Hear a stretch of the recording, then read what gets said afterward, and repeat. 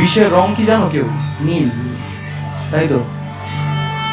আর বিষ যখন মনে ঢুকে যায় তখন সেই বিষকে বের করা খুব চাপ হয়ে যায় আমাদের পক্ষে, আমাদের মতো সাধারণ মানুষের পক্ষে।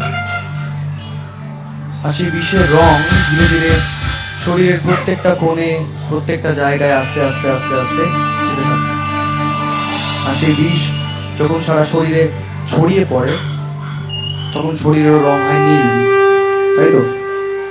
চলো একসাথে নীল রং।